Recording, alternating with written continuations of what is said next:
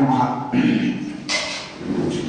நாடிய பொருள் கைகூடும் ஞானமும் புகழும் உண்டாம் வீடியல் வழியதாக்கும் வேரியம் கமலை நோக்கும் நீடிய அரக்கசேனை நீருவட்டழிய வாகை சூடிய சிலை ராமன் தொல்வலி கூறுவார்க்கே. நன்மையும் செல்வமும் நாளும் நல்குமே திண்மையும் பாவமும் சிதைந்து தேயுமே ஜன்மமும் மரணமும் இன்றி தீருமே இம்மையே ராம என்றிரண்டெடுத்தினார். இப்படிப்பட்ட ராமபிரானுடைய சரித்திரத்தை நாம் பார்த்து கொண்டிருக்கிறோம். நேற்றைக்கு எல்லாரும் அயோத்திக்கு திரும்பி வந்து விட்டார்கள். இவர்களுக்கெல்லாம் திருமணம் ஆகிவிட்டது, கல்யாணம் ஆகிவிட்டு கோலாகலமான வரவேற்பு. அதனால எல்லாரும் ஒரே நேரத்தில் 4 ஜோடி மாப்பிள்ளைகளும் வந்தால் எப்படி இருக்கும்? அந்த நாடு தாங்குமா? அப்படி ஒரு சந்தோஷம். வந்து எல்லாரும் வந்தால் உடனே என்ன ஆகிறதுனா, பரதனை மட்டும் முதல்ல கேகய நாட்டுக்கு அவன் கிளம்பி போயிட்டான். வந்த உடனேயே ரெஸ்ட் அண்ட் ரெக்கூபரேஷனுங்கிற மாதிரி வந்தாச்சு, கிளம்பியாச்சு. அவளுடைய தாத்தா வீட்டுக்கு போயிட்டான். விருந்துக்கு கூப்பிட்டாங்க. முதல் விருந்து அவனை கூப்பிட்டாச்சு. அதனால பரதனும் சத்ருகனும் புறப்பட்டு கேகய நாட்டுக்கு போய் விடுகிறார்கள். இங்கே தசரதன் போய் கண்ணாடியில் பார்த்தான். காதோரத்தில் கொஞ்சம் நரை இருந்ததுன்னு சொன்னான். இந்த நரை வந்து இவ்வளவு லேட்டாக வந்தது நேற்றுக்கு அப்படின்னா, இப்படியெல்லாம் லேட்டாக வருமா நரை எல்லாருக்கும் அப்படின்னா. பிஸ்ராந்தியார் ஒருத்தர் பிறந்தார் நம்ம நாட்டில். அவருக்கு நிறைய இல்லையா. எல்லாரும் கேட்டார்களாம், நமக்கு எப்படி நிறைக்காமல் இருக்கிற வயசாகி இருக்கணும். எனக்கு வந்து மனைவி மக்கள் என்கிறதுல வேலை பார்க்கிறவர்கள் எல்லோருமே என் கருத்தறிந்து செயல்படக்கூடியவர்களாக இருக்கிறார்கள். அதனால் எனக்கு கவலையே கிடையாது. அதனால் நிறைய கிடையாது. அதனால தான் கவலைப்படக்கூடாது. எதுக்குமே நாம் கவலைப்பட்டு எதுவும் நடக்க போகிறது கிடையாது. அதுதான் முக்கியமான விஷயம். நம்ம கவலைப்பட்டதுனால ஏதாவது மாறும்னா நம்ம கவலைப்படலாம். அதுக்கு பதிலாக நம்ம பிரார்த்தனை பண்ணலாம், தப்பு கிடையாது. முயற்சி பண்ணலாம். இந்த ரெண்டும் செஞ்சோம்னா நல்லதே தவிர கவலை மட்டும் இருந்தால் அது ஒரு குப்பை தொட்டியை வைக்கக்கூடிய ஒரு குப்பை தானே தவிர அது வந்து மருந்தாகாது. ஆகையினால அந்த கவலை இல்லாத இருந்தாலே நமக்கு வந்து இளமை இருக்கும். அதுக்காக தான் கவலைப்படக்கூடாது, கோபப்படக்கூடாதுன்னு சொல்லுவோம். கோபப்பட்டோம்னா சீக்கிரமாக கிழவனாகிடும். அதான் உண்மை. அப்படி இருக்கும்போது மந்திராலோசனை செய்யலாம். இந்த மாதிரி எனக்கு வந்து கடவுள் ஞாபகப்படுத்துகிறார் போட்டிருக்கு, ஆத்மாவுக்கு வேண்டிய விஷயங்களை செய்யணும்.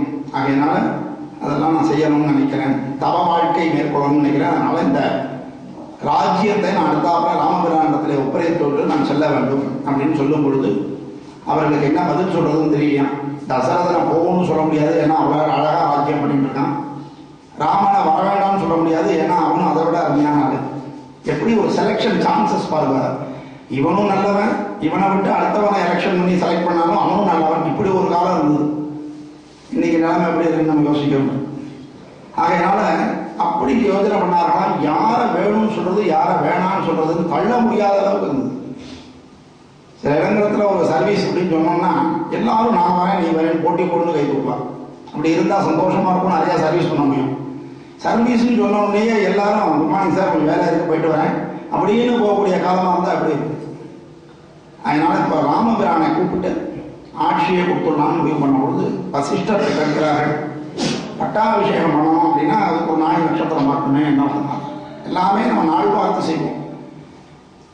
இப்போ என்னன்னா சிசேரியனுக்கு நாள் பார்த்து டாக்டர்கிட்ட சொல்கிறோம் அந்த டயத்துக்கு கரெக்டாக வரணும். டாக்டர் என்ன பண்ணுவார்? டாக்டர் தொழிலில் அந்த எந்த செகண்டில் குழந்தை வெளியில் வருவது அவர்கள் பதஷ்டத்தில் இருக்காங்க. ஒரு டாக்டர்கிட்ட கேட்டேன், இப்படியெல்லாம் சொல்கிறாங்க சார், கரெக்டாக அந்த குழந்தை இந்த டயத்துக்கு வரணுங்கிறாங்க, நாங்கள் என்ன சார் பண்ணுறது? உள்ள குழந்தைய எடுத்தா போகணும் அப்படின்னா. அதனால எதில் நாள் பார்க்கணுமோ அதில் தான் நம்ம நாள் பார்க்க முடியும். எல்லாத்துலேயும் நாள் பார்த்துக்க முடியும். அன்றாட நிகழ்வுகளுக்கு நாள் பார்க்கணும் அவசியம் இல்லை. ஆனால் முக்கியமான விஷயங்களுக்கு பார்ப்பது நல்லது, அவ்வளோதான். அப்படி இருக்கும் பொழுது என்ன ஆகுது? நாளைக்கே நல்லா இருக்கு நாள்னு சொன்னாராம் வசிஷ்டர். எதுக்கு நல்லா இருக்குங்கிறது நமக்கு அப்புறம் தான் தெரிய போகுது. நாளையே பொருந்தும் நாள் அப்படின்னு சொல்லிட்டார். சரி, சொன்ன உடனே ஏற்பாடு பண்ணேன். அது இப்போ ராஜாக்களுக்கு ஒன்றும் கஷ்டம் கிடையாது, நிமிஷத்தில் ஏற்பாடு பண்ணும். நம்மளை போல ஆளாக இருந்தால் தான் மண்டை வைக்கணும், சமயக்காரருக்கு சொல்லணும், ஐயரை பார்க்கணும், இதுக்கெல்லாம் நமக்கு காசு இருக்கணும். இவ்வளோ விஷயம் நமக்கு இருக்கு. ஆனால் தசரதனுக்கு என்ன வேண்டி கிடக்கு? அவன் உத்தரவு போட்டால் ராத்திரி பகலாக வேலை செய்கிறதுக்கு ஆட்கள் இருக்கிறார்கள், பணபலம் இருக்குது, பொன் குமிந்து கிடக்கு, அதனால் கவலை கிடையாது, நாளைக்கே வச்சுக்கலாம் அப்படின்னா. சரிடா, முக்கியமாக ராமனை கூப்பிட்டு வா, அவங்க அட்வைஸ் பண்ண முடியும். நம்ம பொண்ணை ரொம்ப செல்லமாக வளர்த்துருப்போம், கல்யாணம் திடீர்னு மிக்ஸ் ஆகிடும். உடனே என்ன பண்ணணும்? பொண்ணுகிட்ட, அம்மா இத்தனை நாளைக்கு தான் நீ வந்துட்டு காலேஜ் போனேன் வந்தேன், இப்போவாது சமயம் கட்டு பக்கமாம்மா அப்படின்னு சொல்லுவோம் மாட்டோம். அது மாதிரி மாமியார்கிட்ட எப்படி நடந்துக்கணும், நாத்தனார்கிட்ட எப்படி நடந்துக்கணும், இப்பெல்லாம் கொஞ்சமாவது நம்ம சொல்லிக் கொடுத்து அனுப்பணும். அதே மாதிரி நம்ம ஒரே இந்த பையனை ஹாஸ்டலில் விட்டு தள்ளி விடுவோம், திடீர்னு எதிர்பாராம வற்புறுத்தி ஹாஸ்டலில் சேர்த்துருவாங்க, பள்ளிக்கூடத்தில் அது மாதிரி இருக்குது. அப்போ அந்த குழந்தைக்கு நீ ஏதாண்டா பழுத்து வச்சுக்கணும், நீ ஏதாண்டா துணிமணி எல்லாம் துவச்சுக்கணும் அப்படின்னு நம்ம சொல்லிக் கொடுக்கணும்.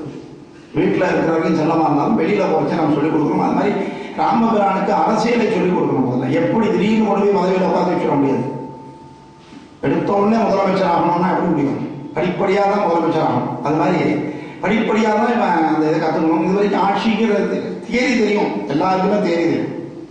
இப்போ டீச்சர் தொழிலுக்கு படிச்சுட்டு வருவாங்க பார்த்தீங்கன்னா தியரி படிச்சிருப்பாங்க, ஆனால் அப்ளிகேஷன் இருக்காது. நம்ம நாட்டில் தியரிக்கும் அப்ளிகேஷனுக்கும் நிறைய கேப். அதனால தான் அதை சேர்ந்து கற்றுக் கொடுக்கணும். கற்றுக் கொடுக்குறதே அது மாதிரி கற்றுக் கொடுத்துட்டா நல்லா இருக்கும். அப்போ ராமனை கூப்பிட்டு சொல்கிறாராம், குறிப்பாக ஒரு 4-5 அட்வைஸ். ஏன்னா ராத்திரிக்குள்ளே அவ்வளோதான் சொல்ல முடியும். இதுவே கிட்டத்தட்ட ரொம்ப லேட் நைட் முடிவெடுக்கிறதே ரொம்ப லேட் ஆகிடுது. அதனால் கூப்பிட்டு சொல்கிறாராம், நீ செய்ய வேண்டிய விஷயங்கள் என்னென்ன ராமா அப்படின்னா, முதலாவதாக நீ அந்தணர்களை பேண வேண்டும். யார் அந்தணர்? அந்தணன் என்பவன் அறவோன், மற்ற உயிருக்கும் செந்தன்மை கொண்டுள்ளான். எவனொருவன் இந்த உலகத்தில் உள்ள ஒரு சிறு உயிரினுடைய துன்பத்தை கூட தாங்க முடியாமல் வேதனைப்பட்டு அதற்காக இயங்கி தவித்து உபகாரம் செய்ய நினைக்கின்றானோ அவன் அந்தணன். அவன் நிச்சயமா நல்லவனாக தான் இருப்பான். ஆகையினால அப்படிப்பட்ட அந்தணர்களை நீ பேண வேண்டும். ஏனென்றால் அவர்கள் வேதம் படித்தவர்கள், சாஸ்திரம் தெரிந்தவர்கள், இந்த உலகத்திற்காக பிரார்த்தனை பண்றோம். அதான் விஷயம். பிராமணன்னா யாரு அப்படின்னா, பிரம்மத்தை நோக்கி அவனுடைய குறிக்கோள். லௌகீகத்துக்கு அவன் வரத்துக்கு யோகியதை கிடையாது.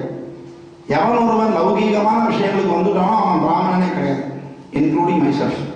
ஆனால் நல்ல வேலை நான் ஒரு ஆச்சாரிய செய்ய வேண்டிய ஒரு வேலையை செஞ்சுட்டு இருக்கேன், அதனால கொஞ்சம் திருப்தி.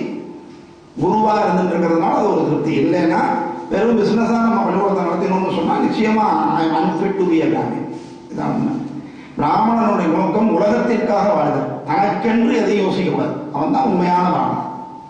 ஆகையினால அப்படிப்பட்ட அந்தணர்களை நீ காப்பாற்ற வேண்டும். ஏன்னா அவனுக்கு லட்சியமே உலகமாக இருக்கும்போது அவனை நீ காப்பாற்ற வேண்டியது உண்டாகும். அதனாலதான் மகாராஜாக்கள் முன்னாடி காலத்திலலாம் அந்தணர்களுக்குன்னு சில கிராமங்கள், சில வீடுகள், பசுமாடுகள், வயக்காடு இதெல்லாம் எழுதி வைத்தார்கள்.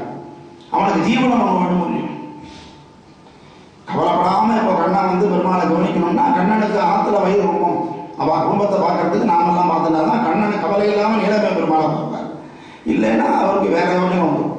அதனால நாம அந்த மாதிரி இருக்கிறவர்களை பேண வேண்டும், ரிஷிகளை மதிக்க வேண்டும். ஏனால் இந்த நாட்டிற்கு பொக்கிஷமே ரிஷிகள் தான். அவர்கள் நமக்கு என்ன சொல்லியிருக்கார்களோ அதுதான் இன்னைக்கு இந்த பாரத தேசம் நிலைச்சு நிற்கிறது. இத்தனை கொடுமைகளையும் இத்தனை அக்கிரமங்களையும் தாண்டி நம்ம நாட்டில் ஒரு சுகம், சந்தோஷம், அமைதி இருக்குன்னு சொன்னால் அதுக்கு இந்த ரிஷிகள் எழுதி வச்ச உபதேசங்கள் நம்ம ரத்தத்திலேயே ஊறி போயிருக்கு. தனியாக ஒரு அட்வைஸ் எல்லாம் யாரும் பண்ணணும்னு அவசியம் கிடையாது. ஒரு புஸ்தகத்துல எத்தனை பேர் நம்ம வேதம் படிச்சிருக்கோம், எத்தனை பேர் பகவத்கீதை படிச்சிருக்கோம், எத்தனை பேர் ராமாயணம் படிச்சிருக்கோம், எத்தனை பேர் மகாபாரதம் கதை தெரியும், நினைச்சு பாருங்க. ஆனாலும் எல்லோருக்குள்ளேயும் ஒரு தர்ம சிந்தனை இருந்தது. அது ரத்தத்திலேருந்து வந்தது, ஜீன்ஸ். பாரத தேசம் அப்படி நம்மளை வளர்த்திருக்கு. இது காரணம் நாம் எல்லோருமே ரிஷிகளிடத்திலிருந்து தோன்றியவர்கள். அதான் காரணம். அடுத்தாப்புல என்ன சொல்ற, அமைச்சர்கள் சொல்வதை கேட்டு நீ ஆட்சி செய்யணும். நீ உத்தரவு போடுறதை காத்துட்டு கையை கட்டிட்டு அமைச்சர்கள் நின்னா அது சரி வராது. அவன் சொல்றதை கேட்டு நீ ஆட்சி பண்ணணும். ஒரு மூளை வேலை செய்யறத விட 10 மூளை வேலை செஞ்சா சிறப்பாக இருக்கும். நம்ம எவ்வளவுதான் அறிவாளியா இருந்தாலும் நமக்கு யோஜனை சொல்றதுக்கு தான் அமைச்சர்கள். அந்த அமைச்சர் இடிப்பாரை இல்லா ஏமரா மன்னன் கெடுப்பார் இல்லானும் இடித்து சொல்றோம் அமைச்சர்கள். முதலமைச்சருக்கு பயந்துட்டு இருக்கணும். முதலமைச்சர் வார்த்தையை தப்பா நினைக்கணும்னா தலைமை நமக்கு இந்த காலத்துக்கு புரியணுங்கிறதுக்காக நான் சொல்றேன். அதனால அரசனுக்கு பயந்து மற்றவர்கள் இருக்கக்கூடாது, மற்றவர்களுக்கு பயந்து அரசன் இருக்க வேண்டும். மற்றவர்களுடைய யோஜனையை அவன் கேட்பதாக இருக்க வேண்டும். யோஜனைகள் அவர்களுடைய காதல போய் விடுற மாதிரி ஒரு வாய்ப்பை அவர்கள் ஏற்படுத்தி கொடுப்பான். அப்பதான் ஆட்சி சிறப்பாக இருக்கும். மக்களுக்கு தேவையான விஷயம் அப்பதான் அவர்களுக்கு போய் சேரும். ஆகையால் அமைச்சர்கள் சொல்கின்ற வழியிலே நீ நடக்க வேண்டும். சரி, தப்பி தவறி அமைச்சர்கள் தவறாக சொல்லிக் கொடுக்குறான்னு சொல்லணும். அப்போ நீ நீதி நெறியை படிச்சு வச்சுக்கணும். அந்த நீதி நெறியின்படி நடக்க வேண்டும். சீர்தூக்கி பார்க்கணும். யார் எது சொன்னாலும் நம்ம கேட்டுக்க கூடாது. கேட்டுக்கோ, காதுல வாங்கிக்கோ. ஆனா தீர்மானம் பண்ண போது நீ தான் ராஜாவா இருக்கிறதுனால நீ தான் தீர்மானம் பண்ண போறாய். அந்த தீர்மானம் நீதி நெறிகளின்படி நடக்க வேண்டும். அது முக்கியம். அப்புறமா முக்கியமான விஷயம், காமத்தை தவிர்த்து. காமங்கிறது ஏதோ ஒரு பொருள் மேல வைக்கிறதுக்கு பேர் காமம்னு நினைக்கக்கூடாது. நமக்கு சம்பந்தம் இல்லாத விஷயங்கள், நமக்கு தகுதி இல்லாத விஷயங்கள், நமக்குன்னு இல்லாத விஷயங்கள் மேலெல்லாம் ஆசைப்பட்டாலே அது காமம். மற்றவனுடைய நிலத்தை சும்மா வேணும்னே அபகரிக்கிறது, அதுவும் காமம். அடுத்தவன் பொருளுக்கு ஆசைப்படுறது, இதுவும் காமம் தான். ஆகையினால காமத்தை தவிர. ஏனென்றால் இந்த வார்த்தை தான் ராமபிரானுடைய மனசுல நிற்க போது. ராமாயணத்திற்கு அடிப்படையான வாசகம் காமத்தை தவிர. ராவணன் செய்த தவறு அதுதான். அதைத்தான் ராமருடைய மனசுல ஆழ பதியற மாதிரி அங்க சொல்லிவிட்டானா. முரசரைஞ்சாச்சு, எல்லோருக்கும் சந்தோஷமா இருக்கு. நாளை காத்தால பட்டாபிஷேகம் நடக்க போகுது. யார் வரப்போறார்? ராமபிரானே வந்து அங்க உட்கார போறார் ஆட்சி பீடத்திலே அப்படின்னு எல்லோரும் சந்தோஷமாக இருந்தார்களாம். தசரதனுக்கு காரியங்கள் ஜாஸ்தி இருக்கு. முடிச்சுட்டு கடைசியா கைகேயில போகணும்னு அங்க போய் தான் ரெஸ்ட் எடுப்பாரு. ஏன்னா கைகேயி வந்து இஷ்டமான மனைவி, அதுக்கும் காரணம் இருக்கு. அப்படி இருக்கும்போது என்ன ஆகுதான், இந்த செய்தி பரவுறது விடுவிடுன்னு பரவிடும். எல்லாரும் ஒரு ஒற்றர்கள் வச்சிருப்பாங்க. ராஜாவுக்கு கண்காணிக்கிறதுக்கே ஒரு ஒற்றர் ஒவ்வொருத்தரும் வச்சிருப்பான். அதுவும் இருக்கும், அவளுக்குள்ள ஒரு ஓட முடியாது. அதனால கைகேயிக்கு வேண்டப்பட்டவர்கள் போய் அங்க போய் சொல்லி விடுகிறார்கள், கூனி கிட்ட சொல்லி விடுகிறார்கள். யாரா இந்த கூனி அப்படின்னா, கேகய நாட்டிலிருந்து கைகேயி இங்க வந்த பொழுது அவளுக்கு உதவியாக இருப்பதற்காக வந்தவள் கூனி. அவளுடைய வந்தாள். எப்படி வந்து காந்தாரியோடைய சகுனி வந்துட்டானோ அது போல. என்ன அர்த்தம்னா, எல்லாரோடையுமே கெட்ட குணம் கூட தான் வந்துட்டு இருக்கு. அதை நாம தான் பார்த்து எந்த டிஸ்டன்ஸ்ல வச்சுக்கணுமோ அந்த டிஸ்டன்ஸ்ல வச்சுக்கணும். அது கூட தான் இருக்கும். நிழலை போல தான் வரும் கெட்ட குணம். நம்ம வந்து அப்படியே கெட்ட குணமே இல்லாம நான் இருக்கேன் அப்படின்னு யாராலையும் சொல்ல முடியாது. அப்பப்போ அது தலை தூக்கும், நாம் அதை தட்டணும். அப்படி தட்டினால் நாம ஜெயிப்போம், இல்லைன்னு சொன்னா தோத்துக்கொள்ளும். அதனால கூடவே வந்தது. அதனாலதான் நான் தீதும் நன்றும் பிறர் தர வாரா, நம்மளாதான் ஏற்படுத்திக்கிறோம். நம்முடைய செயல்கள், நம்முடைய துணைகள், நம்முடைய நட்புகள், நம்முடைய எண்ணங்கள், விருப்பங்கள், இதுதான் தீதும் நன்றுமா நமக்கு திருப்பி வரதே தவிர அவன் என்னை கெடுத்துட்டான்னு சொன்னா அதுக்கு அர்த்தம் இல்லை. யாரையும் யாரையும் கெடுக்க முடியுது. அப்படி இருந்தது. அதனால அவன் எப்படி இருந்தாலும் ராவணன் செய்த தீமைகளின் மொத்த உருவத்தை போல் அவர்கள் இருந்தார்கள் அப்படின்னு வர்ணிக்கிறார் கம்மாக்காரர். தனியா ஒரு ஆள் கிடையாது. தீயவன்னா பார்க்கறதுக்கு தீவிரவாதிகள் இப்போ இருக்கான். அவனுக்குன்னு ஒரு ட்ரெஸ் இருக்கும்னு நினைக்கிறேங்களா? அவன் வந்து தாடி பைசா வச்சுருப்பானா, இல்லை ஒரு கொடூரமாக இருப்பான்னு நினைக்கிறீங்களா? நம்மளை விட அழகாக இருப்பான், ஸ்டைலாக இருப்பான், இனிக்க பேசுவான். பகல் பொழுதுல ராத்திரி தான் பிளானிங் ஆகும். அதுக்கப்புறம் எப்போ காரியம் நடக்கிறதோ அப்போதான் தெரியும். என்னைக்காவது அரெஸ்ட் ஆகி மூஞ்சியை காமிச்சாதான் ஐயோ இத்தனை நாள் இவனோட தானே நம்ம பழகிட்டு இருந்தோம்னு நமக்கு தோணும். அதனால கெட்டவன்னு ஒரு இலை அப்படியே முத்திரையெல்லாம் யாருக்கும் பதிக்க முடியாது. உள்ளேந்து வருது. ஒரு க்ஷணத்துல ஒருத்தன் கெட்டவன் ஆயிடும். சமீபத்தில் நம்ம ஊர்ல வந்து ஒரு பொம்மநாட்டி இருந்தா, தனியா இருந்தா, அதுல ஒருத்தர் என்ன பண்ணான்னா திடீர்னு போய் அவன் செயின் அறுத்துன்னு ஓடி வந்துட்டான். ஓடினவன் தத்து வித்துன்னு ஓடி வந்து எங்க பள்ளிக்கூடத்துக்குள்ள நுழைஞ்சான். நுழைஞ்சது அங்க இருந்த ஒரு பேரண்ட் பின்னாடியே விரட்டின்னு ஓடி வராங்க. அவர் பிடிச்சிட்டாரு. பிடிச்ச உடனே நம்ம முதல்ல ஓடி வந்தோம்னா அவன் செயினை பிடிக்கிட்டான். கடைசி வரைக்கும் செயினை இல்லைன்னா ஆயிடுச்சு. அவன் என்ன பண்ணான், வெளியில போனவன் செயினை சார்கிட்ட தான் கொடுத்தாருன்னு சொன்னான்.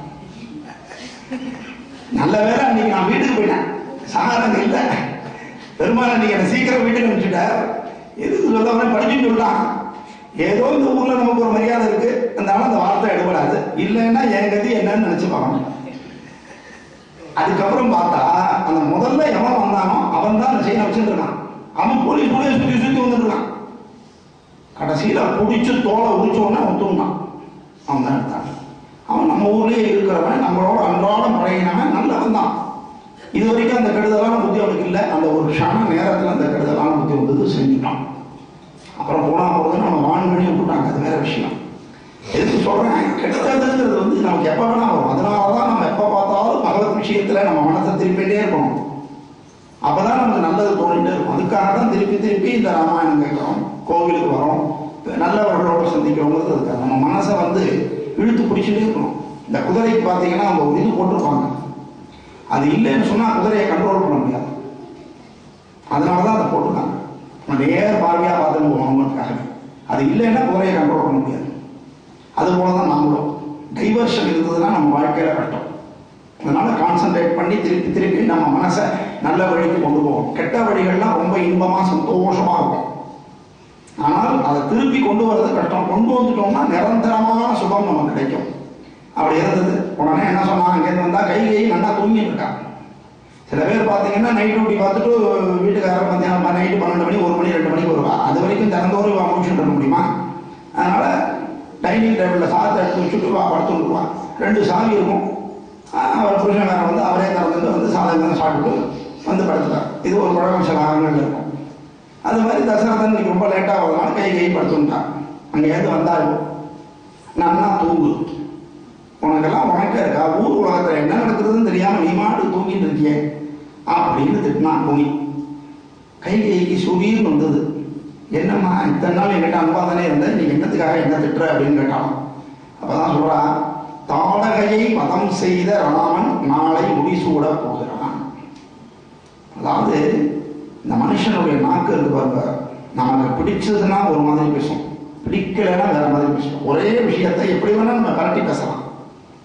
ஆகையால அந்த நாக்கு, அதனாலதான் நாக்குக்கு நரம்பு இல்லைன்னு சொல்றார்கள். நரம்பு இருக்கு, ஆக்சுவலா எலும்பு தான் கிடையாது. இருந்தாலும் அது வளைஞ்சு கிடந்து எப்படி வேணா வளைஞ்சு பேசிடும். அது மாதிரி தாடகையை வதம் செய்த ராமன். எதுக்கடா அதை ஸ்பெசிபிக்கா சொன்னா அப்படின்னா, ஸ்திரீசக்தி தோஷம் அவன்கிட்ட இருக்கு, தோஷத்தோட ஒரு ராஜா ஆக முடியுமான்றதுக்காக அந்த பாயிண்ட். அதாவது அப்பெல்லாம் பாருங்க, ஒரு ராஜா ஆகணும் அப்படின்னா இத்தனைக்கும் வாரிசு முறையில இருந்தது அந்த ராஜா. நல்லா தெரிஞ்சுக்கணும், தசரதனுக்கு அப்புறம் ராமன் தான் அப்படிங்கிறது வாரிசு முறை. ஆனா அந்த வாரிசு முறையில அவன் யோகியனான்னு பார்க்க வேண்டிய சூழ்நிலை இருந்தது. அப்போ ராஜாவா இருக்கணும்னா அவனுக்கு சகல யோகியதையும் இருக்கணும், எந்த தோஷமும் இருக்கக்கூடாது. இந்த கருத்து நீங்க ஞாபகம் வச்சுட்டா தான் ராமபிரானை புரிந்து கொள்ள முடியும். அப்படியாச்சு தாடகையை வதம் செய்த ராமன் நாளைக்கு முடிசூடுகிறான்னு சொன்னான். கைகையை வாரி சுருட்டி எழுந்துட்டான். எழுந்துட்ட உடனே என்ன சொன்னான், புவிக்கெல்லாம் வேதமேயான ராமனை பயந்த எற்கு இடருண்டோ. இது கேண்டி நான் கவலை பண்ணோம். இப்பதாண்டி எனக்கு சந்தோஷம். தசரதனாவது 3 மனைவி இருக்கா, அவர் ராஜாவா இருக்கும்போது எனக்கு 1/3 தான் பவர். ஆனா இப்ப ராமபிரான் வந்துட்டான்னு சொன்னா எனக்கு தாண்டி முழு பவர் அப்படின்னா. ஏன்னா ராமபிரானை முழுக்க முழுக்க வளர்க்கிறது கைகை. அதனால நம்பிக்கை, நம்ம குழந்தை, இவருக்கு அவ்வளவு சந்தோஷம். பெற்றால் தான் பிள்ளை இல்லை, வளர்த்தாலும் இந்த பாசம் வரும் நமக்கு. ஆகையினால அப்படி இருந்தது. எனக்கு இனிமே என்ன கவலை, இந்த இப்படிப்பட்ட ஒரு ராமனை, வேதத்திற்கு ஒப்பான ராமனை. எத்தனை பேர் அந்த மாதிரி சொல்லியிருக்காருமா, பின்னாடி ராமனே சொல்ல போறான், வேத முதல் நாயகன் சொல்ல போறான். அதுதான் ராமன். வேதம்னா ராமன், ராமன்னா வேதம். இவனை படிச்சா போதும், ஈஸி. சுகர் போட்ட டேப்லெட் மாதிரி. வேதம் நமக்கு புரியுமோ புரியாதோ, ஆனா ராமனை படிச்சோம்னாக்கா வேதம் புரியும். ஆகையினால என்ன ஆகிறதா, அப்படிப்பட்ட ராமபிரானை படிச்சு எனக்கு நல்லதா போச்சுன்னா. இவ சொல்றா, அடி பைத்தியமே, உனக்கு நல்லது நடக்க போறது இல்லை, இனிமேதான் கெட்டது நடக்க போறது இல்லை. கூலிதான் கிளப்பி விடுறா. அப்படி ஒரு ஆள் வேணும் நமக்கு, இல்லைன்னா ராமரை கிளப்ப முடியாது. நமக்கு மேல எடுத்த வரையா பார்த்தா, இந்த இப்போ கூட நம்ம சீரியல் எல்லாம் பார்த்தோம்னா அந்த வில்லர்களா இருக்கிறவர்களை பார்த்தோம்னா அப்படியே நமக்கே கடுப்பு வரும். நம்ம குடும்பத்துல பண்ற மாதிரியே தோணும். ஆனா அது இருந்தா தான் கதை நடத்த முடியும். வில்லனே இல்லை, வாழ்க்கையில கஷ்டமே இல்லைன்னு வச்சுக்கோங்களேன், நம்ம கதையெல்லாம் என்ன ஆகும்? டெய்லி எழுந்துக்கிறோம், சாப்பிட்றோம், ஆஃபீஸ் போகிறோம், திரும்பி வரோம், சாப்பிட்றோம், தூங்குறோம். இப்படியே இருந்தால் என்ன இருக்கு? ஒரு 2 நாள் ஒரு கஷ்டம் வந்ததுன்னா அந்த 3ஆம் நாள் அந்த கஷ்டம் தீரும் போது ஒரு சுகம். வெயிலேயே அலைஞ்சிட்டு வந்துட்டு அங்கே ஒரு மரம் இருந்ததுன்னா அதுக்கிட்ட போய் நிற்கிறோம், அப்போ ஒரு தேர்த்தம் கொடுக்குறா, வாங்கி குடிக்கிறோம், சுகம். ஆக அந்த கஷ்டத்தை அனுபவிச்சாதான் சுகம்னாலே என்னன்னு தெரியும். ஆகையினால நீ வீழ்ந்தாய், உனக்கு இனிமே ஒன்றும் நன்மையே நடக்க போறது கிடையாது. வாழ்ந்தனள் கோசலை மதியினான். அவள் சாமர்த்தியமா பாயசத்தை முதல்ல வாங்கிட்டா, முதல் மனைவியா இருக்கா, முதல் குழந்தைய பெற்றுண்டா.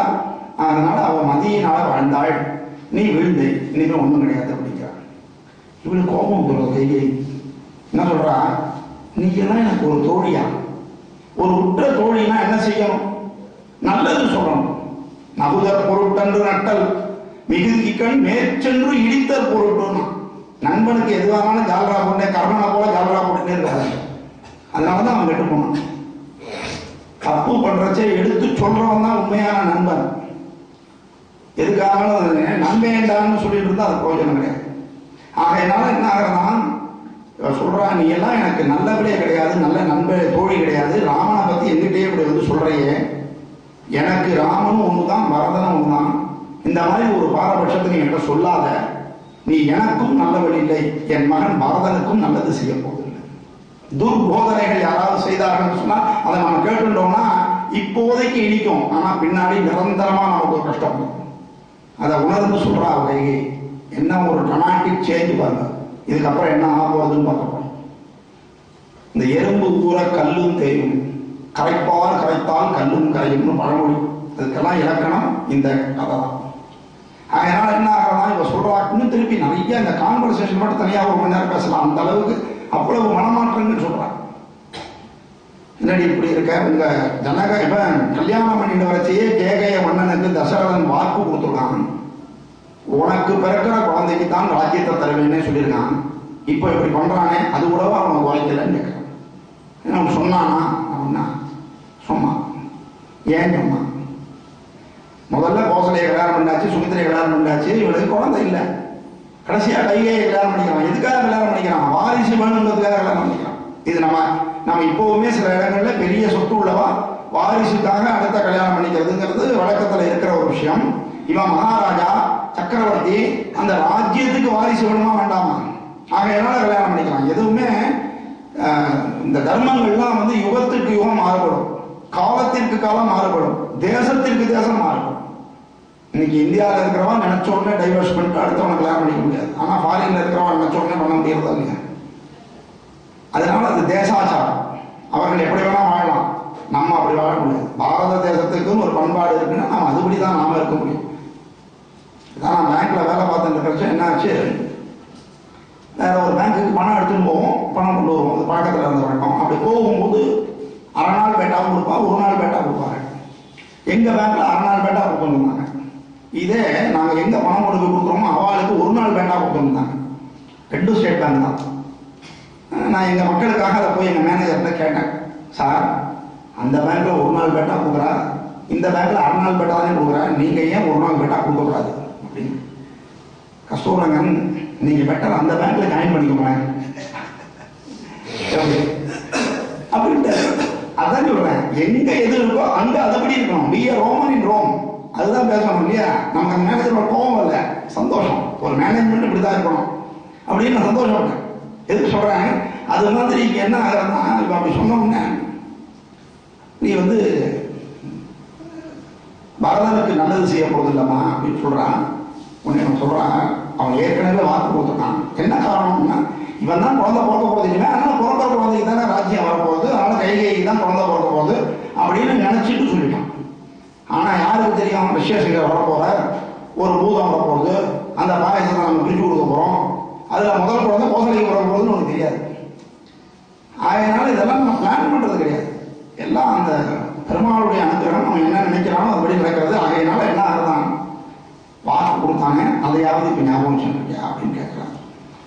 அதுக்கு என்ன இப்போ, அதாவது அப்போ அப்படி நினைச்சோம், ஆனா இப்ப வந்தாச்சு. ஒரு குடும்பத்துக்குள்ள நுழையும் போது அந்த பொண்ணு நினைப்பா, இந்த குடும்பத்துல யாரெல்லாம் எப்படி இருப்பாளோ, நம்மளோட பழகுவாளோ மாட்டாளோ, இப்படி எல்லாம் வருவா. வந்து ஒரு 2 வருஷம் ஆகும், 5 வருஷம் ஆகும், 10 வருஷம். அதுக்கப்புறம் பார்த்தா பிறந்தத்துல அவளை கூப்பிட்டா எங்க அத்தை விட்டுட்டு வர முடியாது, மாமனாருக்கு அதை செய்யணும், புருஷனுக்கு இதை செய்யணும், குழந்தைகளுக்கு இதை செய்யணும் அப்படின்னு சொல்லி அந்த பொண்ணு அப்படியே மாறிடுவான். இதுதான் பெண்களுடைய இயல்பு. போகிற இடத்துல ஒட்டின்னு விடுவாங்க, நம்ம மறந்துடுவாங்க. அப்படி இருக்கிறது அவருடைய இயல்பு. ஆகையினால இந்த கைகையை வரும்போது அப்படி நினைத்திருந்தாலும் கூட இங்க வந்து கோசலை, ராமன், தசரதன் எல்லோரிடத்திலும் இந்த பெருந்தன்மை உள்ளவர்கள் அனைவரிடத்திலும் பழகி விட்டதுனால அவளுக்கு அது தோன்றவில்லை.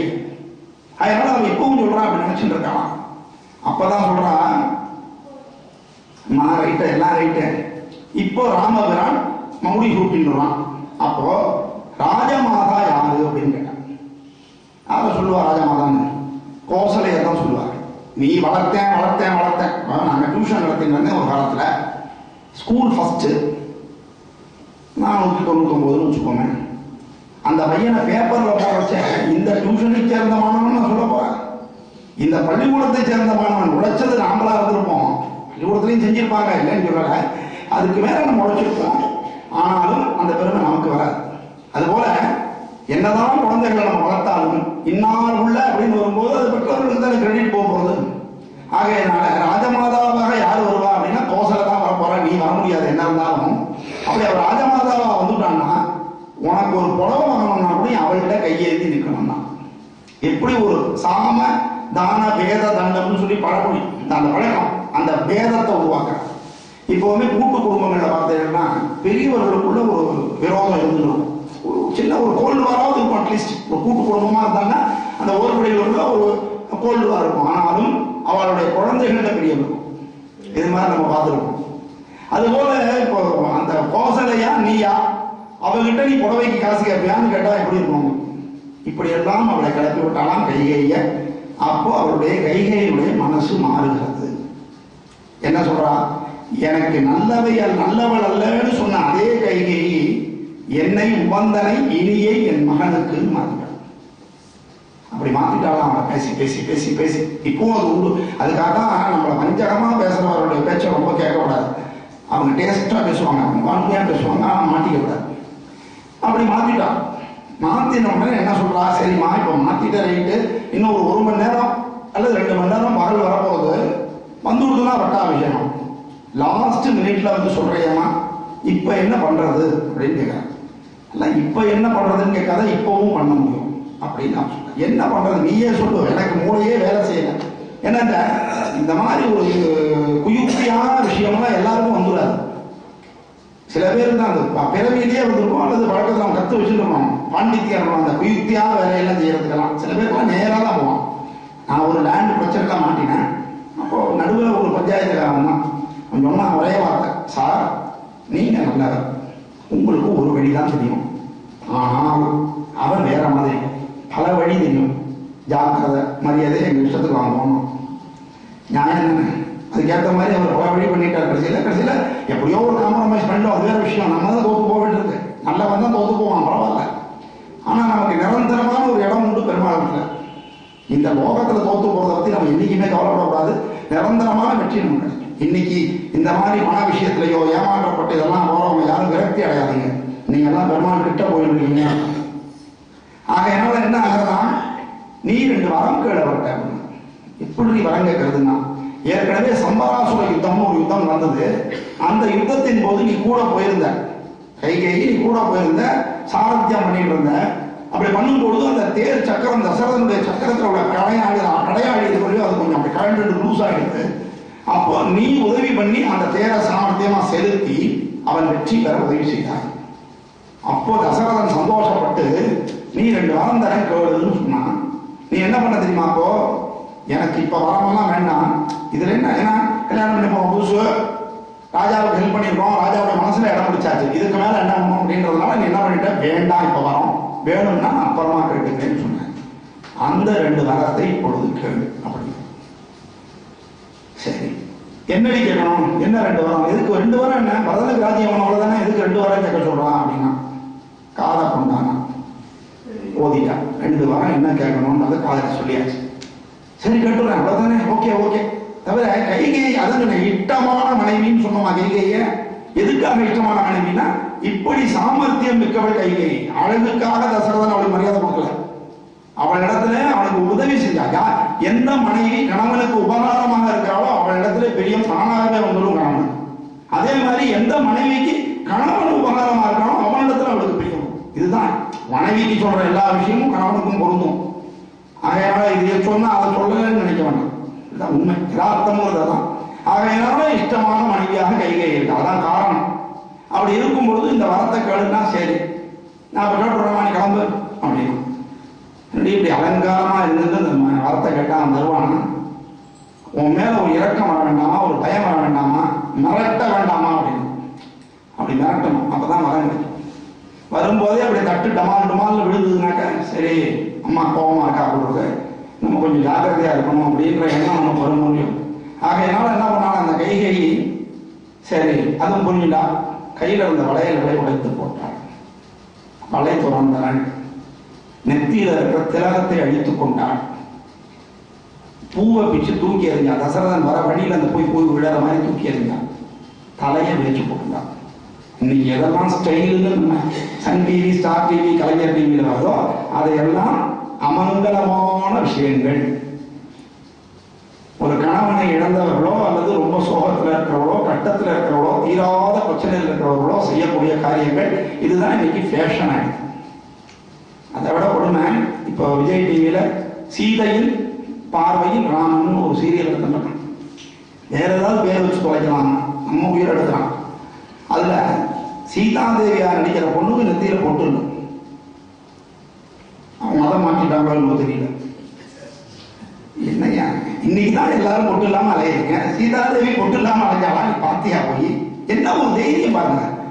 நம்ம கதையில எது வேணா பண்ணலாம், கேட்க மாட்டோம். நம்ம யாரும் புதுசு புதுசாக நம்ம ஏதாவது விடுறோம், ரீல் விடுறோம், அதெல்லாம் நம்ம பார்த்துருக்கோம். நான் நிறுத்திட்டேன் பார்க்கறது. அதே மாதிரி தான் ராமானுஜன் ஒரு சீரியல் வந்துட்டு இருக்கு. அதுல சில விஷயங்கள் நல்லா இருந்தாலும் சில விஷயங்கள் அபத்த கலைஞர்கள் நிறைய. அதான் சொல்றேன், நமக்கு சம்மதம் இல்லாத துறையில நாம நுழையக்கூடாது.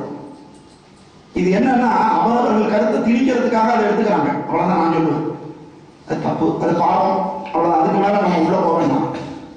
இதெல்லாம் செஞ்சா இதெல்லாம் ஒரு பெண் செய்யக்கூடாத விஷயங்களை கைகை செஞ்சா. அப்படி இருந்தாதான் தசரதன் பயந்துட்டு அம்மா என்னம்மா ஆச்சு, என்னம்மா இப்படி பண்றீங்களே அப்படின்னு சொல்லி அவன் ஏதாவது செய்வான். அதுக்காக அப்படி செஞ்சான். ஒரு மிரட்டல், கோபத்தை காமிக்கிறான் அப்படின்னு. இது ஒரு சாதாரண விஷயம். ஆனா உண்மை என்ன அப்படின்னா, பின்னாடி நாம் வரம் கேட்டால் நமக்கு இந்த கோலம்தான் கிடைக்கும் என்று கைகை தெரிந்து கொண்டு அதை செய்யலாம். மன உறுதி. எனக்கு எந்த கெடுதல் வந்தாலும் பரவாயில்லை, ராம காதையினுடைய காரியம் நடக்க வேண்டும். ராமாயணம் நடக்கணும்னா கைகேயி தன் கணவனை இழக்க வேண்டும். கணவனை இழக்க வேண்டும் என்று சொன்னால் இதையெல்லாம் இழக்க வேண்டும். பின்னாடி என்ன நடக்க போறது, இப்பவே நான் இழந்துடுறேன் அப்படின்னு தியாகம் பண்ணாலும் கைகை. பல பேருக்கு கைகையை பார்த்தா ஒரு வில்லியா தெரியும். ஆனா உண்மையிலேயே இந்த கதை நகர்றதுக்கு முதல் காரணம் கைகை. அதனால ஒரு திடமனத்தோடு நமக்கு என்ன நடந்தாலும் பரவாயில்லை. இங்கிலீஷ்காரனை எதிர்த்து சண்டை போடும் பொழுது இங்கிலீஷ்காரன் படம் எடுத்திருக்கான் காந்தின்னு. நம்ம நாட்டில் இருக்கிறவன் காந்தி மேல படம் எடுத்தான், வேற ஏதாவது படம் தான் நம்ம எடுத்துருக்கோம். காந்தி படம் எடுத்திருக்கான். அதில் பார்த்தீங்கன்னா அந்த உப்பு சத்தியாகிரகம் அந்த மாதிரி விஷயத்துக்கு போகும்போது 4 பேரா போவாங்க. அப்படி 4 பேர் போறச்சே போலீஸ்காரன் முன்னாடி நின்று டபான்னு அடிப்பான். இவங்க சத்தியாகிரகம், அதனால இவங்க எதிர்த்து அடிக்க மாட்டாங்க. தொப்புன்னு 4 பேரும் விழுவான், மண்டையில இருந்து ரத்தம் வரும். அவருடைய மனைவியோ நர்ஸோ ஓடி போய் அந்த 4 பேரும் இழுத்து கொண்டு வந்து இங்க ஸ்ட்ரெச்சர்ல போடுவா. அடுத்த 4 பேர் போவாங்க, அடி வாங்குவான். எவ்வளவு ஒரு சமம். அப்போ எப்படி ஒரு தியாகம் பண்ணி நம்ம நாட்டில் சுதந்திரத்தை வாங்கி கொடுத்துருக்கிறார்கள் நம்ம பார்க்கணும். போனா அடிப்பான்னு தெரியும், தெரிந்து கொண்டு போனார்கள். அந்த உறுதி தான், அந்த உறுதி கைகை இடத்திலே இருந்தது. அதனாலதான் நாம் இவற்றையெல்லாம் இழந்தாலும் பரவாயில்லை, நம்ம ராமாயணம் நடக்கணும்னு நினைச்சா தப்பை ஆம் என கிடந்தனள். தப்பைனா மூதேவி. லட்சுமிக்கு அக்கா பேர் மூதேவி. எப்படி ரெண்டும் பாருங்க, எப்பவுமே அப்படிதான். உள்ளங்கை சிவப்பா இருந்தா பின்னங்கை கருப்பா இருக்கும். காத்தால பகலா இருந்தா ராத்திரி இரவா இருக்கும். இது காம்பினேஷன் எப்பவுமே இது ரெண்டும் ஜோடியாவே தான் வரும், ஹெட் அண்ட் கை மாதிரி. அதனால என்ன ஆகலாம், இதான் ஒரு பெரிய பணக்காரன் புதுசா வீடு கட்டினான். வீடு கட்டி முடிச்ச உடனே என்ன சொன்னா, ஒரு வேலைக்காரமா வேலை கேட்கணும். நல்ல வேலைக்காரியா இருக்கணும்னு பார்த்தா ஒரு வேலைக்காரமா கிடைச்சான். அம்மா உன் பேர் என்ன அப்படின்னா, சாமி லக்ஷ்மி அப்படின்னா. வெரி குட், நல்ல வேலை. நாளைக்கு தான் அந்த முதல்ல நான் கொடுத்தன போக போறேன். நீ காத்தால 5 மணிக்கு வாசல் தெளிக்கிறதுக்கு வரணும். வரும்பொழுது கதவை தட்டுவேன், நான் கேட்பேன் யார் வந்திருக்கான்னு கேட்பேன், லக்ஷ்மி வந்திருக்கேன்னு சொல்லணும், எனக்கு ஒரு சுப சகுனம் அப்படின்னா. சரிட்டு அடுத்த நாள் காத்தால 5 மணிக்கு கதவை தட்டினாங்க. யார் வந்திருக்கேன்னு கேட்டான். அன்னைக்கு என்ன ஆயிடுச்சுன்னா, அவளுக்கு உடம்பு சரியாம எடுத்து அவள் கோச்சு பாருன்னு தன்னுடைய அக்காவை அனுப்பிச்சிருந்தான். அவன் என்ன பண்ணிட்டா, லக்ஷ்மியோட அக்கா வந்திருக்கேன்டா. நம்ம என்னதான் போனது அப்படின்னாலும் நடக்கிறதா நடக்குங்கிறதா சொல்லுவாங்க. அது மாதிரி லட்சுமியோட அக்கா யாருன்னா மூதேவின்றதுனால அந்த தவ்வை ஆம் என கடந்தவன். கீழே கிடக்கா, தலைவரி கோலமா கிடக்கா, கருப்பு ஆடையை அணிந்து கொண்டு. இப்போ தசரதன் வரும்பொழுது பார்க்கலாம். இந்த கோலத்தை பார்த்த உடனே அவன் டென்ஷன் ஆகிடும். என்னடா நல்ல காரியத்தை சொல்ல வரோம் இவ இப்படி இருக்காளே அப்படின்னு பார்த்துட்டு என்ன சொல்றான்னா, இவனாவே முந்திக்கிறான். தசரதன் அதாவது ஜனகன் ஒரு ஞானி, தசரதன் ஒரு பக்தன். அவனுக்கு உணர்ச்சி வசப்படதான் தெரியும். ஜனகனுக்கு ஞானம் ஜாஸ்தி. அவன் பேர் ராஜரிஷின்னு பேர் ஜனகன். ராஜாங்கம் பண்ணாலும் கூட அவர் ஒரு துறவியை போல வாழ்ந்தவர்னு சொல்லுவாங்க ஜனகனை பற்றி சொல்லும்போது. ஆனால் தசரதன் வெறும் பாசத்திற்காக எல்லாவற்றையும் விட்டுருவான். அதனால வந்த உடனே சொல்றான் கைகையை பார்த்து, உனக்கு என்ன கூட வருத்தம், நீ என்ன கேட்டாலும் நான் செஞ்சுட்டு தானே இருக்கேன், இப்பவும் சொல்றேன் எதையுமே நான் கொடுக்காமல் இருக்க மாட்டேன், என் மகன் இல்ல உன் மகன் ராமன் மேல் ஆனேன். ஏற்கனவே வரம் கொடுத்துட்டு தான் இப்ப மாட்ட போறான். இதுல இப்ப திருப்பியும் ஒரு தடவை இவராகவே சில பேர் அப்படிதான் ரொம்ப புதுசா ஒரு ஃபீல்டுக்கு வந்துட்டான்னா உதவின்னு வந்து நான் செய்யறேன் அதுல இருக்கிற வில்லங்கமே தெரியாம எதிரியுமே ஒரு நிதானம் இருக்கும். தசரதன் அதை தவறிவிட்டான். அவசரப்பட்டு வாக்கு போகக்கூடாது. ஒரு ராஜாங்கத்தில் இருக்கிறவங்க வாக்கெல்லாம் அவசரமா போகக்கூடாது. என்ன கேட்டுக்கணும் அப்புறமா வாக்கு போகணும். நாமுமே அப்படிதான் இருக்கணும். நல்ல விஷயம் என்ன கேட்டு அப்புறம் வாக்கு போகணும். அவசரப்பட்டு போகக்கூடாது. சில பேர் போடுற பீடிகையிலே நம்மகிட்ட வாக்க வாங்கிடுவாங்க. அதுக்கப்புறம் அதை நம்மளால செய்ய முடியாத ஒரு கேள்வியை கேட்டுருவோம், நம்ம கட்டணும். ஆகையினால என்ன ஆகிறதான் கேட்கறா கைகை, எனக்கு 2 வரம் தரேன்னு சொன்னீங்களே ஞாபகம் இருக்கா அப்படின்னு. இக்ஷ்வாகு குல வம்சத்திலே வந்தவன் நான், ரகு வம்சத்திலே வந்தவன் நான், பேச்சு மாற மாட்டேன், எந்த 2 வரம் நான் தரேன். அன்னைக்கு சொன்னதான் இன்னைக்கும் பேச்சு மாறமான். அது நாணயம் உள்ளவனுக்கு பத்திரம் தேவையில்லை, நாணயம் இல்லாதவனுக்கு பத்திரம் இருந்து பிரயோஜனம் இல்லை. பத்திரத்தை வச்சு நாக்கதான் வழிக்கணும், போட்டுதான் போகணும். அதனால நாணயம் ஒன்று இருக்குன்னா காப்பாற்றுறோம். அதனால நான் நிச்சயமா செய்யறேன் அப்படிங்கிறான். உடனே வரம் கேட்கிறேன். கூணி சொல்லி கொடுத்த வரத்தை இப்ப கேட்க போறான். ஏறிய வரங்கள் 2 ஒன்றினால் என் சேயரசாழ்வது. 2 வரத்துல ஒரு வரம் அப்படின்னா கேடு. என் சேயரசாழ்வது, நம் சேய் சொல்லல, சுயநலம்னு வந்துருக்குன்னா என் சேயில வந்துருமா. என் சேய் அரசாள்வது என்ன நம் செய்யினா அவன் சொல்லுவானா தசரதன், ராமனை நான் சொல்லுவான். ஏன்னா இவ ராமன் மேல பிரியமா இருக்கான், தசரதனுக்கும் பிடிச்ச குழந்தை ராமன். அதனால நம் சேன்னு சொன்னா ராமனை நான் சொல்லுவான். அதனால என் சேய் அரசாள்வதுன்னு ஸ்பெசிபிக்கா சொன்னான். அடுத்தாப்புல சீதை கேழ்வன் ஒன்றால் போய் வனமாழ்வது. ராமன் சொல்ற சீதை கேழ்வன், அதாவது சீதையோட போகணும். சீதையோட போனாதான் ராமாயணம் நடக்கும். வெறும் ராமன் பேருதாக பஞ்சாயத்தே இல்லைங்க. போவார், பக்கத்திலேயே ஒரு குடிசையை போட்டு இருந்துட்டு ரிஷிகளோட ஜாலியா பேசி இருந்துட்டு திரும்பி வந்துருப்பார். அதனால சீதை கேழ்வன் வனமாழ்வது அப்படின்னு சொன்னான். தசரதன் மூச்சை விழ வந்துட்டான். முதல் வார்த்தை சொன்ன போது அவனுக்கு கவலை இல்லை. 2வது வார்த்தை சொன்னோன்னே எப்போதுமே ராமன் அப்படின்னு பண்ணாலே அவனுக்கு ஷாக் அடிச்சோம். அவ்வளவு உயிரே ராமன் தான் அவனுக்கு. அதனால அப்படி ஆச்சான். அப்ப என்ன ஆகிறது, திருப்பி தண்ணி எல்லாம் தெளிச்சு அவன் எழுப்புறாரு. எப்படி காரியம் இன்னும் வரம் வாங்கலையே, வரம் வாங்கிடணும் எப்படி இருந்தாலும். ஏன்னா டைம் ரொம்ப கம்மியா இருக்கு. இன்னைக்கு நாளைக்கு விடிஞ்சு கொடுத்துனா பட்டாபிஷேகம் பண்ணியாச்சுன்னா ஒண்ணும் பண்ண முடியும். ஜீவோ போட்டாச்சுன்னா ஜாயின் பண்ணிடணும், ஜீவோ போடாம தடுத்துக்கணும். அதான் உற்சாகத்தம். அவன் என்னால என்ன பண்றான், எழுப்பினான். எழுப்பினோடனே அவன் கேட்கறான் திருப்பியும், கைகையே ஏதாவது மனசு மாறி இருக்கான். இல்ல, கேட்டது கட்டதான் கூப்பிட்டே. அப்பதான் அவன் கெஞ்சறான், மனைவியிடம் கெஞ்சறான். போய் எவ்வளவு பெரிய சக்கரவர்த்தி பாருங்க, மனைவியிட்ட கெஞ்சறான். ஏன் அப்படின்னா ராமனை இழக்கக்கூடாது.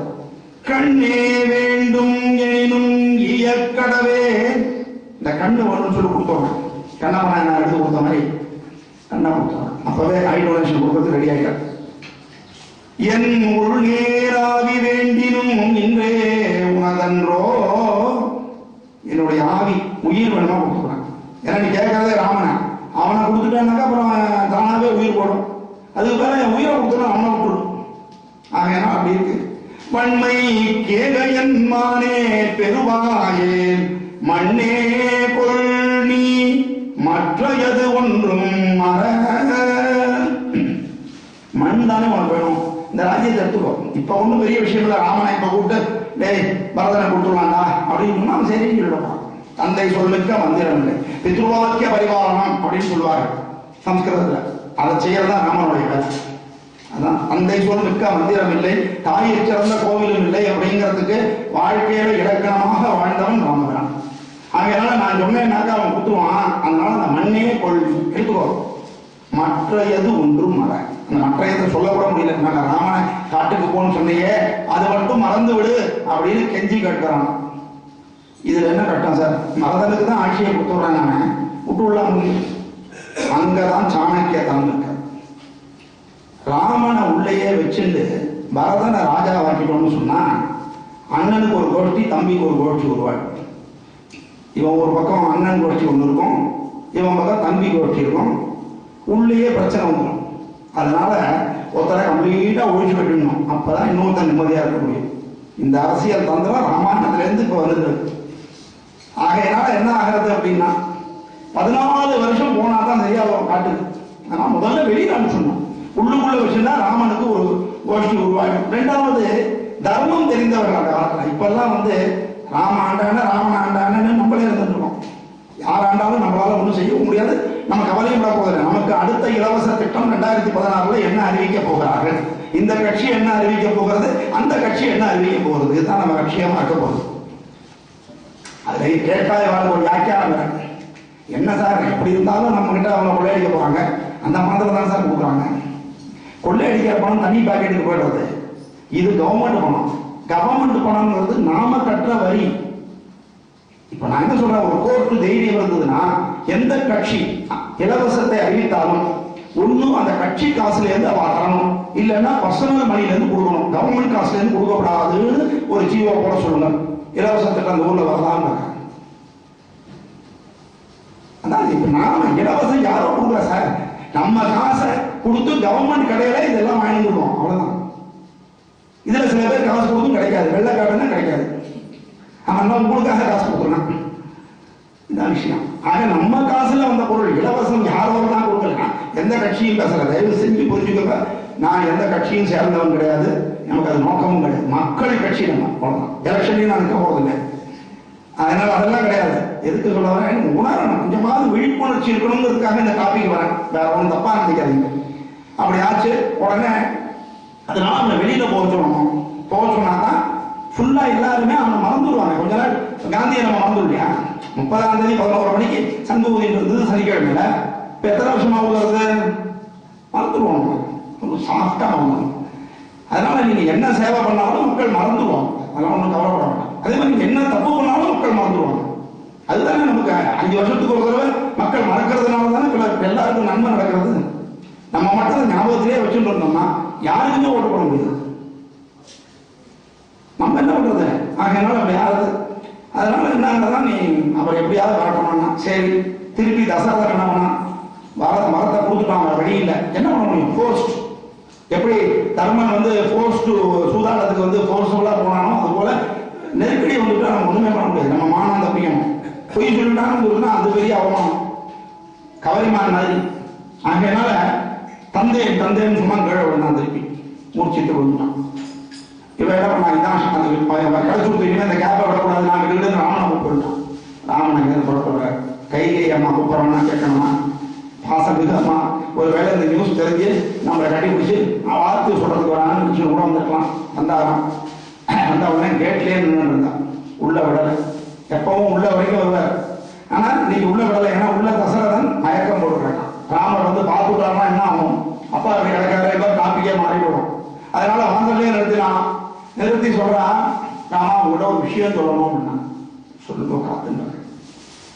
ஆழி சூழ் உலகமெல்லாம் பரதனே ஆள, நீ போய் தாழிடும் சடைகள் தாங்கி தாங்கரும் தவம் மேற்கொண்டு பூழி வெங்காரம் நன்னி புண்ணிய துறைகளாடி 7 ஆண்டில் வா. அதோட நிறுத்தல என்று இயம்பினன் அரசன் என்றார். இவர் சொல்லியிருந்தாலே செஞ்சிருப்பார். ஆழிசூழ் உலகமெல்லாம் பரதனே ஆள, இந்த சக்கரவர்த்திக்கு இருக்கக்கூடிய அத்தனை ராஜ்யத்தையும் பரதனே ஆளும்படியாக நீ என்ன பண்ணணும், தவக்கோலம் கொண்டு. சந்தோஷமா போகக்கூடாது, போனா போய் வளர்ச்சி திருப்பி வந்துருவான் நேதாஜி சுபாஷ் சந்திர போஸ். அதனால அந்த மாதிரி போகக்கூடாது. தவக்கோலத்தில் எவ்வளவு காஷியஸ் பண்ற, எவ்வளவு காஷியஸ். தவக்கோலத்துல போகணும். தவக்கோலத்துல போயிட்டா இந்த மாதிரி லௌகீகத்துக்கே வரக்கூடாதுன்னு அர்த்தம். அதனால தவக்கோலத்துல போவோம். என்ன பண்ணுவோம், தவம் மேற்கொண்டு கூலி வென்றான், காட்டுக்கு போயிடணும். ராஜ்யத்தில் இருக்கக்கூடாது, நகரத்துக்குள்ளே போகக்கூடாது, காட்டில் இருக்கணும். புண்ணிய துறைகளில் நதிகளில் ஆடி நீராடி என்ன பண்ணணும், தீர்த்த யாத்திரை போயிட்டு 14 வருஷங்கள் கழித்து வா, 7 ஆண்டில் வா என்று இயம்பினன் அரசன். அப்பா சொன்னார்னு சொல்லல, தசரதன் சொன்னார்னு சொல்லல, அரசன் சொல்லியாரு. ஏன்னா அரசன்னா கட்டளை, ராஜாவுடைய உத்தரவை யாரும் மீற முடியாது. அந்த புள்ள பேரன் அதெல்லாம் கிடையாது. அதனால இதான் ரூல், ராஜா சொல்லிட்டாருன்னா மீற முடியாது. அதனால அது அப்படி சொன்னாலும் அரசன் கிளம்பு அப்படின்ட்டான். அப்புறம் அப்படியே கேமராவை கண்டவர் திருப்பரார் நாமக்கரனுடைய முகத்துல அவருடைய முகம் எப்படி இருந்ததுன்னா, அப்போது அலர்ந்த செந்தாமரையை ஒத்தி இருந்தது. ஒரு 15 நிமிஷத்துக்கு முன்னாடி நீ தாண்டா இந்த ராஜ்யத்துக்கு சக்கரவர்த்தி அப்படின்னு சொல்லியாச்சு. இப்ப என்ன சொல்றா, நீ ராஜ்யத்துக்கு சக்கரவர்த்தி இல்லடா, அடிப்படை உறுப்பினர்ல இருந்தே உன்னை தூக்கியாச்சு, நீ நாட்டை விட்டு வெளியில போ, காட்டுல போய் இரு அப்படின்னு சொல்லியாச்சு. எவ்வளவு பாருங்க, இமயமலையிலிருந்து படு பாதாளத்தில் தள்ளியாச்சு ஒரு நிமிஷத்துல. ஆனாலும் அவர் முகத்திலே மாற்றமில்லை. இப்படிதான் இருக்கும். இப்படி இருந்தா அவர் ஏதாவது எழுதல இருக்கும். என்ன கஷ்டம் வந்தாலும் சரி மனசுல எடுத்துக்கூடாது, அதை சால்வ் பண்ணணும், அது வேற விஷயம். மனசுல எடுத்துனா நம்ம வீக்கா போயிடுவோம், சாதிக்க முடியாது. ஆகையினால அப்படி சொன்னாலும் அப்ப இவர் சிரிச்சுட்டே சொல்றாரா ராமபிரான் பதில். அதுதான் முக்கியம், கேரக்டர்ங்கிறது தான். ராமன்ட்ட என்ன கத்துக்கணும்னா இதை கத்துக்கணும். மன்னவன் பணி என்றாகில் நும்பணி மறுப்பேனோ, என் பின்னவன் பெற்ற செல்வம் அடியனேன் பெற்றதன்றோ. மன்னவன் பணின்னு நீங்க சொல்ல வேண்டாமா, நீங்க சொன்னாலே செய்வேன். நான் அம்மாவுக்கும் அடங்கிறப்பில்ல, அப்பாவுக்கும் அடங்கிறப்பில்ல. அம்மா வேற அப்பா வேற நான் நினைக்கிறது கிடையாது. அதனால நீங்க சொன்னாலே நான் கேட்பேன். இதுக்கு போய் அவ்வளவு பெரிய வார்த்தையை நீங்க பயன்படுத்தணுமா அப்படின்னு கேட்டார். அதுக்கு அடுத்தபடியா என் பின்னவன் பெற்ற செல்வம், எனக்கு அடுத்தாப்புல பிறந்த வரதன் இந்த செல்வத்தை பெற்றான் என்று சொன்னால் அது நான் பெற்றதற்கு சமம். இதை மேல எழுந்த வரையா பெருமாள் சொன்ன மாதிரி இருக்கு. அதுதான் பின்னாடி நடக்க போகுது, பார்க்க போறோம். இனிமேல் போக போக ரொம்ப உன்னதமா இருக்கும். அப்படி சொன்ன உடனே சரி நான் கிளம்புறேன், நேரமாச்சு கிளம்புட்டேன். இவர் எழுதுறதுக்கு முன்னாடி கிளம்ப முடியும். உடனே பெருமாள் என்ன பண்ண, பர்மிஷன் கேட்க முடியும், அம்மாட்ட போய் சொல்லிட்டு வரணும். கோசலை கிட்ட போகிறார். கோசலை கிட்ட போய் அம்மா இந்த ராஜ்யத்துக்கு அவருக்கு தெரிஞ்சு போச்சு முதல்ல, ராமனுக்கு பட்டாபிஷேகம்ங்கிற தகவல் போயிடுது. இப்ப இவர் போய் சொல்ற, அம்மா பரதனுக்கு பட்டாபிஷேகம் இப்ப முடிவாகி இருக்கு. தசரதனை இவர் பார்க்கவே இல்லை, ஆனால் கைகேயி போய் சொல்ல மாட்டாங்கிற நம்பிக்கை. அதனால போய் சொல்லிட்டு பரதனுக்கு பட்டாபிஷேகம் சொல்லிட்டாங்க அப்படின்னா கோசலை என்ன சொல்லணும், நம்மளா இருந்தா வரிஞ்சு கட்டிட்டு அந்த தசரதனை நான் ஒரு பார்வை பார்த்துடுறேன்ல வருவாங்க. ஆனா அவ சொல்றா பாருங்க, அப்படியா ரொம்ப சந்தோஷம். நிறை குணத்தவன் நின்னினும் நல்லவன் குறைவிலன் என கூறினாள். ராமனை பெற்ற தாய் கோசலை அவர் பரதனுக்கு கொடுக்கிற சர்டிபிகேட் பாரு, நிறை குணத்தவன், குணத்துல பர்ஃபெக்டான, நின்னினும் நல்லவன். இப்படி அம்மா கிடைப்பாளா? நம்ம புள்ள என்ன யோகியத்தனமானாலும் ஊர் பிள்ளையோட என் பிள்ளைதான் ஒத்தின்னு சொல்ற காலம் தான் நம்ம பார்த்துருக்கோம்.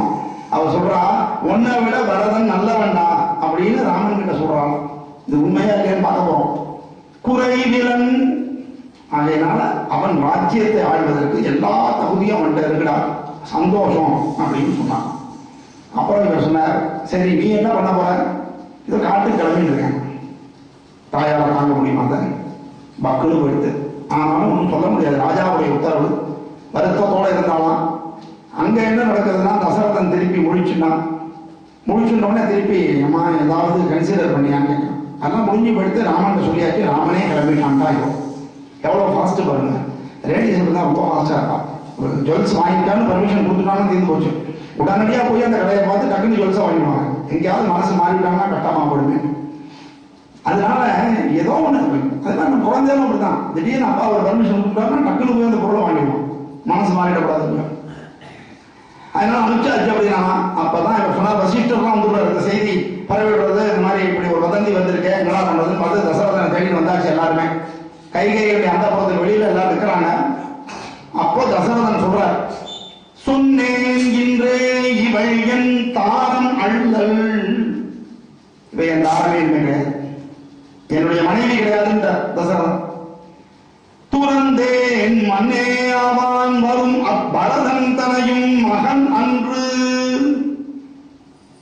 பரதன் என் மகன் கிடையாது, கைகேயி என்னுடைய தாரம் கிடையாது, பரதன் என் மகன் கிடையாது. அவனும் ஆகான் உரிமைக்கு. உரிமைக்குன்னா இந்த இடத்துல ராஜ்யத்துக்கு அர்த்தம் கிடையாது. ராஜ்யம் தான் அவனுக்கு வாங்கிட்டானே, எனக்கு ஈமக்கடன் செய்கின்ற உரிமை பரதனுக்கு கிடையாதுன்னு தசரதன் சொன்னார். பரதன் எங்கேயா வந்தான் பிக்சருக்கு, அவன் தாத்தா ஆத்துல பால்கனியில் உட்காந்துருக்கான். அவனுக்கு எப்படிப்பட்ட ஒரு பனிஷ்மெண்ட் பாருங்க. இது மாதிரி சில நேரம்